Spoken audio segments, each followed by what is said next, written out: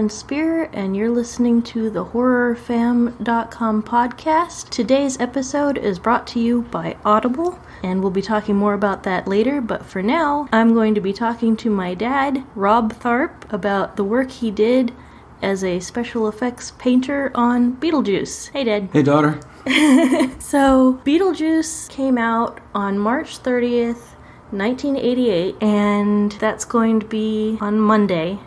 So happy anniversary. So happy anniversary. That's why I picked that topic to talk to you about today, because the anniversary's coming up, and I thought, it'd be timely. And so, like, back in the day, you and Mom, Cathy Tharp, were... My dad's sticking his tongue out at me. You and Mom worked on Beetlejuice in the special effects department, and I was there too, but for me it was just a ton of fun. Just, it was like a very weird playground, I guess. You were 3 years old. It was a perfect environment for you. Absolutely, yeah. Now I'm much older than 3 years old, and it'd be nice to hear about the actual, work side of things. Would you like to hear about them from me? Yes. Beetlejuice, for us, although it came out in 1988, was what I always think of as being a 1987 project. The movie projects are always the year before their release. So Cathy, my wife, and I spent the better part of 1987 painting all the monsters and goofy stuff for Beetlejuice that wasn't actually Beetlejuice.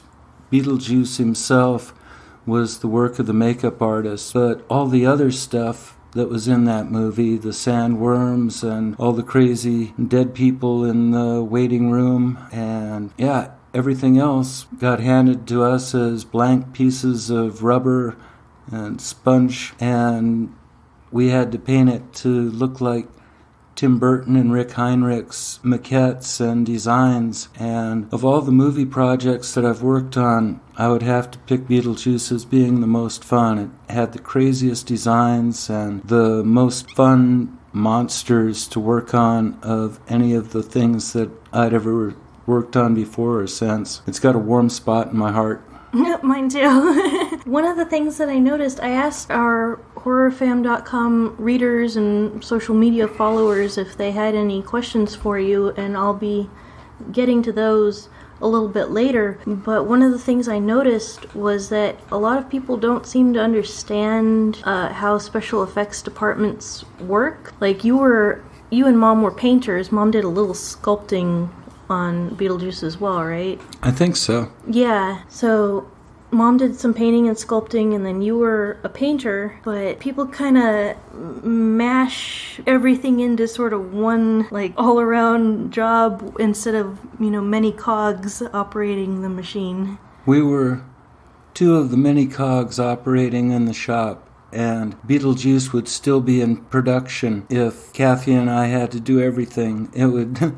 It would be absolutely impossible. Our cog was painting all the creatures and whatnot, but we were just part of a team. There were people who sculpt the creatures, there were people that make the molds on the creatures, people that cast the parts, then people that trim the creatures and do the cleanup work on them. Then they get handed to Cathy and me, and we put the colors on. There are other people doing the mechanics to make the creatures move, and then there are the makeup artists that go on the set where the movie is being filmed and either control the puppets or apply the makeup appliance pieces to the actors' faces. We were just part of a team, and it was a really great team. A lot of fun people and talented people, and I wish that this interview was being done 30 years earlier so I would be able to give name shout-outs to everybody that worked on it. Linda Frobo sculpted some of the creatures. She had just come off working on Ghostbusters, and really talented person. And Mike Mills and Frank Carasosa were the makeup artists that did the applications. Cathy and I pre-painted all the appliances and then handed over paint to Frank and Mike to use on the set. And they gave us major props for making their jobs a whole lot easier. All they had to do was just put on the appliances we had pre-painted and then blend in the edges. So they were real happy with us. Yeah, I think that's one of the main things that people don't seem to get, is that the makeup effects and the practical effects are separate departments. It's all separate departments. Everybody has a specific job to do. There's crossover, of course, because everybody's working on the same team, and if you can help out somebody in another area, you do it. But generally, on larger projects like Beetlejuice was, you get hired to do a specific thing, and it keeps you busy all day, and they're long days. Oh, yeah. I remember when I was a kid and you guys were working on movies, you'd have, 14-hour days most days. That's usual. You work really long hours for a finite amount of time, and then you go to a wrap party, say goodbye to everybody and how much you'll miss them, and get on the phone and start saying, you got anything going on? Anybody hiring in town? Anybody? Yeah. One of the things on Beetlejuice that I regret is in the end credits, don't bother looking for our names. They're not there. The only people whose names were allowed on the end credits of people that worked on it were people that were union members. And Cathy and I were freelance contractors and weren't in the union at that time, so... Same with pretty much everyone else on that project. Yeah, there were a lot of really disappointed people that got to the end of the movie and wanted to clap when they saw their names on there, and they weren't there. Yeah. So there was a lot more people working on Beetlejuice than you see in the end credits. But such is life. I have paycheck stubs that testify. Yeah. Yeah, you can prove that you worked on it. And you've got a lot of cool behind-the-scenes photos in your portfolio, as does Mom. And we're going to look at those and whatever ones you point to and go, oh yes, I have a fascinating story for that picture. I'll scan those in and make sure they get put up with the written transcript for this. Behind-the-scenes photos from Beetlejuice? What could be more fun than that? Well, for me, I had a lot of fun riding the snake when I was a wee lass. That was so much fun to see you taking a ride on the giant snake that ultimately didn't really get used. But at the time when there's a part in Beetlejuice, for people that haven't seen it in a long time, which would include me, where the banister in their house turns into a giant snake with Beetlejuice's face on it. Yeah, actually, one of the readers wanted you to talk about that, so... I'm talking about it now, reader. Yeah. Anyway... Shout out to Andrew Cameron. Okay, Andrew, here's a little behind the scenes on the snake. When we were working on the Beetlejuice, we didn't know to start with who was going to play Beetlejuice. At the time, they were looking at Sammy Davis Jr. to play Beetlejuice. That would have been a different movie. It would have. And in the meantime, we needed to get stuff going. And so construction was done on the snake, and Rick Heinrichs and Tim Burton had designed a snake head that you were supposed to know was Beetlejuice, and it was going to be done mechanically. It ultimately ended up being done with stop-motion animation, but we did the giant snake with the giant snake head. Let me point to a picture of it here. Giant snake. I think the head is in Mom's portfolio. Sorry. Yeah.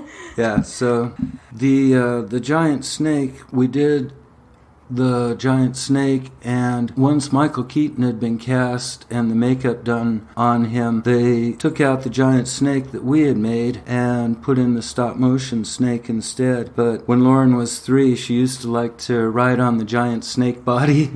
It was big. It took up so much space. Yeah. I was wondering, was it really as huge as I remembered it? Because, I was small, so I figured, when you go back to your elementary school and it's like, man, this playground used to be enormous, but it's actually really tiny. But seeing these photos, it's like, no, that really was a gigantic snake. Yeah, it really was. Oh, but the banister did get used, yes? This banister in this picture here was at Ted Ray's shop. I got called to Ted Ray's shop a couple of months after I work on Beetlejuice.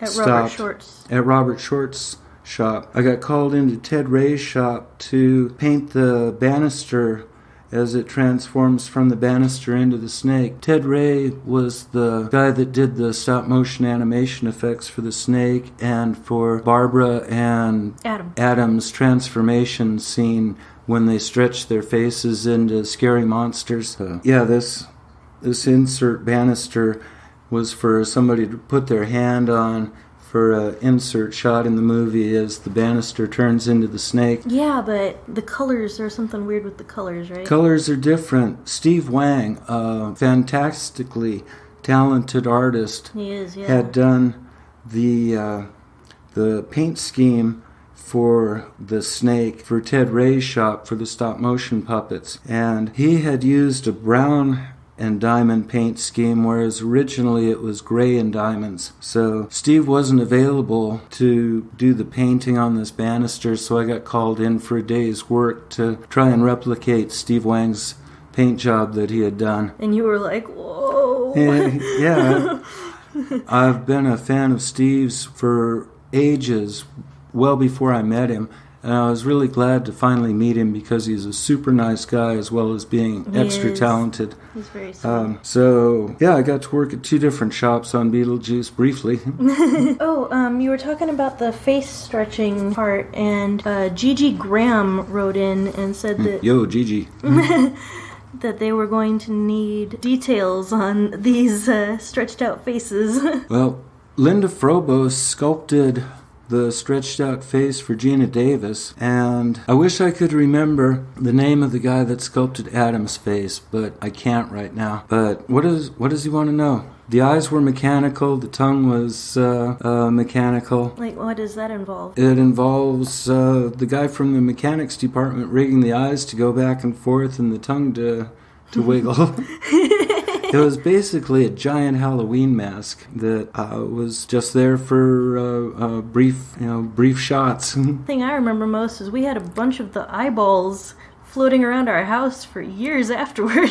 Yeah, we had all the reject eyeballs from the castings. Yeah, mom had to paint Gina Davis eyes to just over and over. Hundreds of them. Yeah, and then we just had eyeball every once in a while we'd be digging through a drawer or something and there'd be Gina Davis's eyeball popping out. Yeah. And the thing I remember was painting all those teeth in that mask. My gosh, she had a lot of teeth. So. Yeah, I remember just... Yeah, every once in a while, just opening a drawer and a brown eyeball kind of rolling out.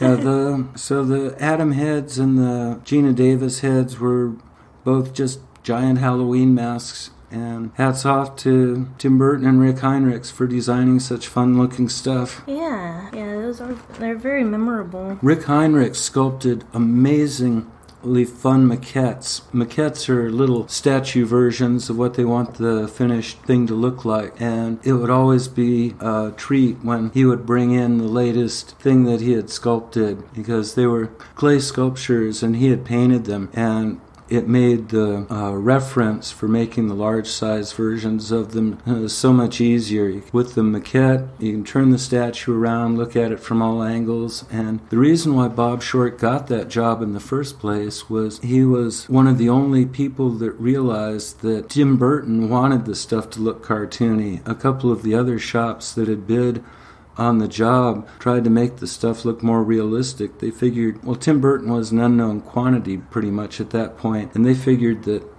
he just can't get across what he wants very well. He wants a realistic version of this. Yeah. They didn't understand that he wanted it to have that cartoony look to it. Bob got it. He understood what he was after, and that was what landed him the job. Well, I'm glad that he got it. Yeah, me too. Yeah. Couldn't have come at a better time for us. The first thing that Bob did that got him the job and got me onto the crew as a painter didn't get used in the movie. Originally, when Beetlejuice shows up in the movie, he was going to be sitting on top of a giant tombstone puppeteering a ghost creature that kisses Gina Davis. And the first thing that Bob did as a sample of the work that he would be doing on the movie was the puppet for that scene, and that was what Bob called me in to do the paint work on. So there's a picture of it in my book, but that's something that you never see in the movie, but it's what got Bob Short's shop the project. And you.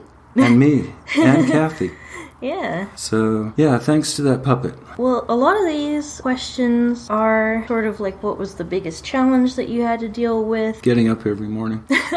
Early hours. Yeah. And a long commute. Yeah, Bob's shop was in Santa Monica, which is at least an hour in good traffic, which doesn't happen in Los Angeles. Yeah, so the biggest challenge was just getting up in the morning. But effects-wise, other than waking up, well, were there any times when you built something or when you were painting something and went, oh, that's not going to work? One of the most rewarding projects that I've ever worked on was Beetlejuice, because no matter what kind of disasters were happening in other people's areas, every time Tim and Rick would come in and look at what Cathy and I were painting, they'd go, it's perfect, don't change a thing. And then they'd go over to somebody else and go, oh, my favorite thing, I remember Tim Burton looking at something, and I don't remember what it was now, but he was just so frustrated. He was just waving his hands in the air going, it's just not. And for years afterwards, whenever I would, something would be going wrong, I would do an imitation of that and just laugh. It's just not. But, oh man, that probably isn't the favorite production story for whoever's department was happening to. They would have much different memories and feelings about it than I had. Well, I was sorry for whoever it was just not, but that just amused me at the time. So, that was another one of the things some people want to know. If you got to meet Tim Burton, obviously you did. We got to meet Tim Burton, got to meet Rick Heinrichs, got to meet Michael Keaton. Yeah, actually the two guys in some horror hey, two guys. Asked if you got to meet Michael Keaton. And yeah, he was nice. He was really nice, really friendly. Yeah, you don't talk about him too much, but whenever Mom is like reliving the old days, she brings up Michael Keaton fairly often. Yeah, well, she's a girl, isn't she? Yeah, she found him quite charming. Yeah. He was so sweet, and so funny, and yeah, he was all that. I was pleasantly surprised. And Gina Davis came into really the tall. shop. That was, I was going to say, that's what everybody who met her there in the shop, she was really pretty, but what everybody looked at each other and said after they had met her was, she's so tall. Yeah, she's like an Amazon. Yeah, she's like 6 foot tall to start with, and she was wearing heels, so that would put her like 6'3", 6'4". I know that she just towered over everybody. Yeah, like I'm 5'3" as an adult, and everyone's tall when you're a child, but it's just like I can see to maybe her knees. She was really nice, really good sport. She and Michael Keaton both were all about looking at everything that we were working on and being interested in it. They were really charming. Oh, that's awesome to hear. It's nice when it's like, oh, and the people were genuinely nice and not just like, oh yeah, they were only nice on screen, they were horrible behind the scenes. So that's nice that, because Beetlejuice has a lot of the people that wrote in were just like Lily Spellman, with like no questions, just tell them I said thank you, that's one of her favorite movies. Oh, thanks, Lily. Glad you liked it. Your paint work was very appreciated, and Brian Danger just sent a bunch of hearts and loving emojis, people love this movie, and I feel like watching it again. We should watch it again. Oh yeah. They love your work on it and all that stuff, and Mom's, of course. Mom's a little shy about speaking in public, even though it's like internet public, so Dad's taking the reins here, but Mom also did a ton of work on Beetlejuice. She did just as much or more work on it than I did, and she deserves mad props for the work that she did. Speaking of props, there's a great photo in there, in Mom's portfolio, where she's wearing the shrimp hand from the shrimp cocktail scene. Yeah, we both we both were painting shrimp arms for that part. Yeah. And lots of fake rubber shrimp to decorate the edges of the cocktail glasses, or shrimp cocktail glasses.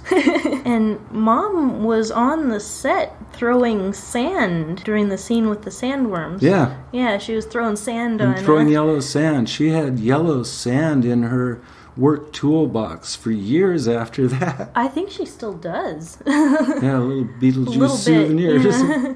Just that yellow sand, like the eyeballs, the yellow sand just was everywhere for a while. Yeah, she was on the set where they were filming the sandworm sequences just in case the sandworms needed any touch-up. And she got roped into helping throw sand up in the air when the sandworm was diving in and out of the yellow sand on, where was it, Venus or wherever. And she ended up with yellow sand in her clothes and in her toolbox.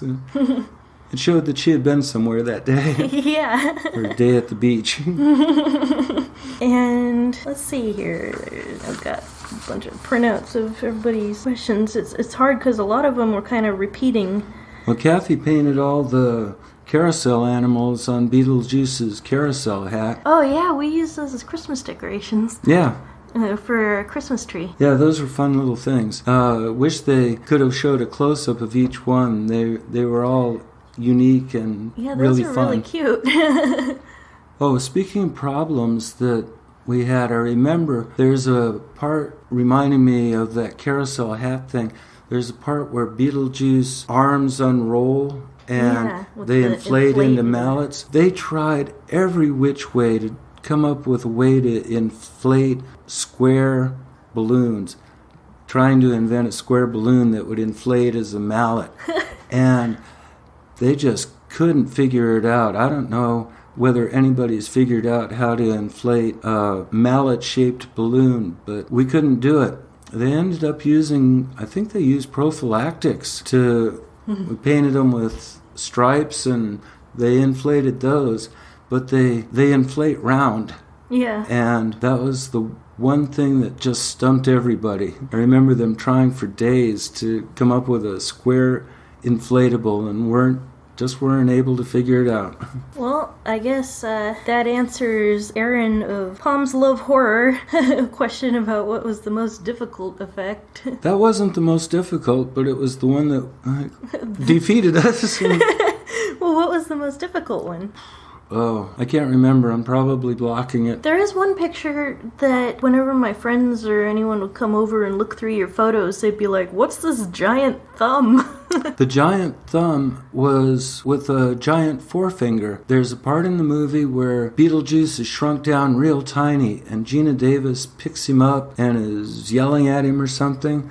And she has him between her thumb and forefinger, and he sprouts spikes out of his body to make her drop him. Right. For the part where he's getting yelled at by Gina Davis while he's being held between her thumb and forefinger, we made a giant thumb and forefinger for Michael Keaton to stand between for the insert shot where he's being yelled at and being held by her. So anyway, yeah, there's a picture in the book where I'm standing in front of a giant thumb. Yep. And that's what that was from. It's a giant Gina Davis thumb. This thumb's way bigger than her real thumb. Oh, yes, and this guy, who's also named Robert. Hey, Robert. Robert Estes, I think I'm pronouncing that right, hopefully. He wanted to know of the work that you did, the painting that you did on Beetlejuice, when you went and saw the film in theaters and saw your work up there, what was the effect that you worked on that you went, oh, great, that looks good. You know, which was the one that you were like, oh, good, yes, that turned out awesome. I was happy with all of it. They did good lighting. They made everything look super. I was real pleased with the way everything turned out. There's one part where Michael Keaton turns to the side and his bald cap wrinkles unnaturally that made me flinch a little bit. But other than that, I was real happy. Now people are going to be looking for like which scene that's in, like, his bald cap wrinkles, let me see. Compared to the disappointment I had looking at the paint jobs in From Beyond, I was real happy with that. Yeah, if you want to briefly touch on that story. I worked on From Beyond, the Stuart Gordon, God rest his soul, movie. that he did after Reanimator, and did a killer paint job on this flying shrimp monster. But when I finally saw the And you had to work overtime on Valentine's Day. Oh yeah, I got home from Valentine's Day. Cathy had cooked a great dinner and put hearts up and everything. I got home like at 8 o'clock the next morning from working all night on this thing. But dinner was out there just cold. Yeah, it was... The balloons were sagging down, you know, very sad. It was so sad. Yeah. But anyway, killer paint job on this flying shrimp monster for John Buechler. And he was real happy with it. I was real happy with it. And I finally get to see the movie. And they put a red gel over the lights. Whenever something from beyond showed up, everything was lit red. And I thought, they could have just packed that thing up and sent it to Italy to be filmed without me painting it at all, because all you see is the sculpture without any of the detail work, and everything's colored red. Yeah, all kinds of crazy veins and they published some photos of it in old issues of Fangoria where you can see what it looked like, and none of that showed up in the movie. I was disappointed by that. Yeah. Beetlejuice, I was real happy with the way everything looked. Oh yeah, everything looks fantastic in Beetlejuice. It's beautiful. I'm proud that you were a part of that, and Mom too. We too. Can I get back to my audiobook now? Oh, not yet. Oh, okay, we sorry. got one last question here from a girl named Rachel, Black Rose Poem. She wants to know how you got into all this. I stumbled into this stuff bass-ackwards as a summer job, and it's been a long summer. I needed a summer job, and this is what I ended up doing. So, yeah, long summer. There's a photo in Mom's portfolio. Oh, she's got some nice shots of the carousel critters. Yeah, I should include those because you don't get to see those. Oh, and there's what the original snakehead would look like. Yep. It looked like a snake. Yeah. These pictures here, the fly and this mess of parts here. I know what this is, but I'd love for you to explain it to people. Oh, there's a scene in the movie where they ask Michael Keaton if he can be scary, and his face springs open on both sides. He's photographed from the back, and you just see a bunch of junk fly out on either side of his face, and Gina Davis and Alec Baldwin react in horror. This photo here is of some of the things that fly out from Michael Keaton's face. I can't remember what that fly is for. It's for that scene where his arm comes up and he's coaxing a fly to come to him so that he can grab it and pulls it into the dollhouse floor and eats it. That's right. Wow, good for you. Yeah. the Zagnut bar. Yeah. Okay. Yeah, that's the fly. Hey, it's been 30 years.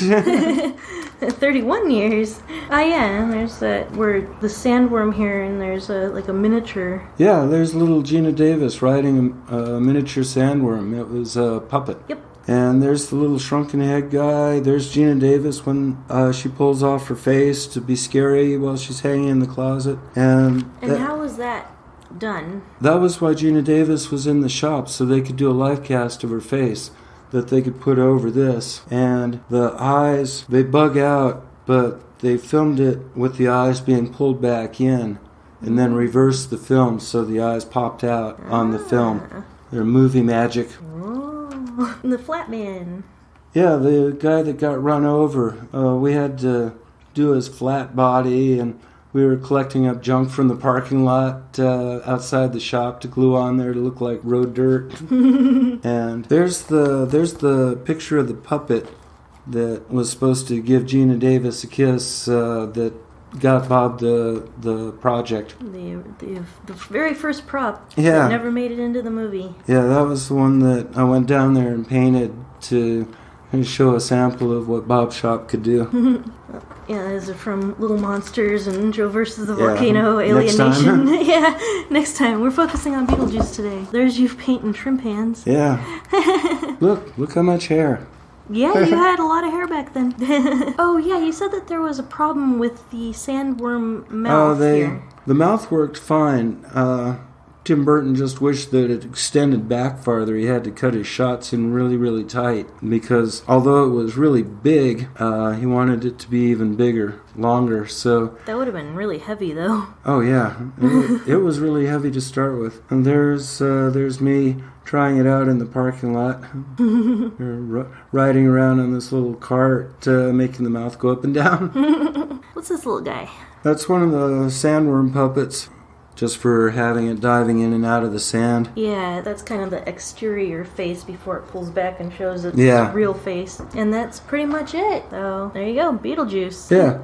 We've talked long enough about Beetlejuice. And now you want to talk about Audible, who's our sponsor today. Audible, I'm so glad that you hooked me up with that, because I have been having the best time listening to those books. I'm listening to Twilight right now, and it's way better than the movies. It is. No, I agree. I've been ages since Twilight I felt books. like a teenage girl, and this brings it all back. Oh, wait. No, the person that does the reading for that book's great. I just finished, before I started listening to Twilight, I just finished listening to Tommyknockers. I've been having the best time catching up on just all the books. The readers, the actors that they have reading those books. I would wish that so many of them had been able to do the movie versions and play all the parts, because they do such a great job. You really like having audiobooks from Audible, because you're always complaining about how your internal narration is very monotone and blah. It sounds like me. It sounds like a dial tone. I've got the most boring voice in the world, and these people, their voices go up and they go down. They change voices when they change characters. I'm so impressed by the quality of the narration for those books. And they're unabridged, so you get to hear the whole book.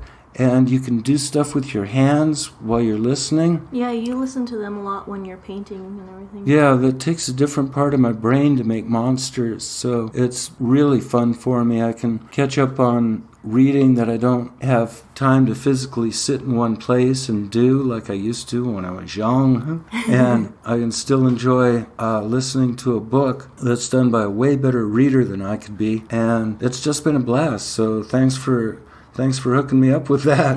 You're very welcome. I've got a laundry list of stuff that I want to get next. Yeah, if you ever finish Audible's entire range of audiobooks, which probably take about 3 centuries, if you finish all of those, they also have theatrical performances and podcasts and meditation programs and all sorts of cool audio-based entertainment and useful things. That sounds awesome. First, I want to get through all the Twilight books. Oh, yeah. Because I'm really enjoying this first one. It's great. Yeah, I really liked the first one, and I liked them all, but the first one was probably the best for me. Well, I got to see where it goes from here. Oh yeah, it gets really nuts by the fourth one. Okay, excellent. No spoilers. Looking forward to it.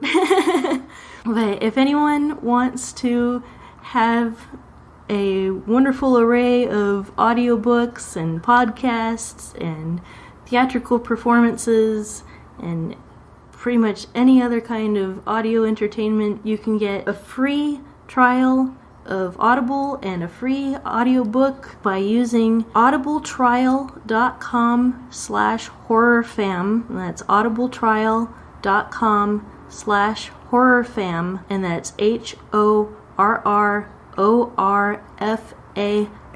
as in family, and that's our link to get you a free trial and a free audiobook. And even if you decide not to continue with Audible after that, you get to keep your book. Ooh. Yeah, they get to keep that audiobook for life. I actually signed up for Audible many years ago using a free trial, and I got an audiobook, and then I canceled for whatever reason, and then... Why would you cancel? They're so good. I know. Well, obviously, I realized that they're so good, and I came back, and now we have the plan where we get a few books a month, because you listen to them, and my husband Frank listens to them, and, we all enjoy Audible, and... Frank and I have been having a really good time passing books back and forth. Oh yeah, absolutely. So even if you discontinue, you get to keep the audiobook, and if you come back, they'll forgive you for leaving, and you get to have more audiobooks. It's awesome. It is awesome. I enjoy listening to those even more than I enjoy watching movies, because I can up the production values in my imagination. That's true too, yeah. And you can get... I've got way better actors in Twilight than was in the movie version that I watched. That seems easy to do. Oh, bag on the movie. Well, there's a lot that you can do with the audiobooks that you can't do with normal books. Like when you have a normal paperback or hardcover book, you have to just sit and read the book. But with an audiobook, you can listen to the wonderful story while, painting monsters or writing doing articles. Doing dishes, All the stuff that you're homebound having to do now. Yeah, absolutely. It's a wonderful thing to have while everyone's... Yeah, it's taking my mind off of the coronavirus. Vampires, no problem. Yeah, so there's that. And, if anybody wants that, go to audibletrial.com/horrorfam and you'll get... family. Like family. And you'll get to try out Audible for free. Do it.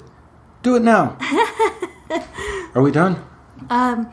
Yeah, well, happy anniversary to Beetlejuice. Thank you to all the horrorfam.com readers and followers who sent in questions and comments. And thanks for talking to me again. That was fun remembering about that. I'll talk to you again soon, Dad. Okay. Okay, thanks everyone. Until next time. Okay, bye.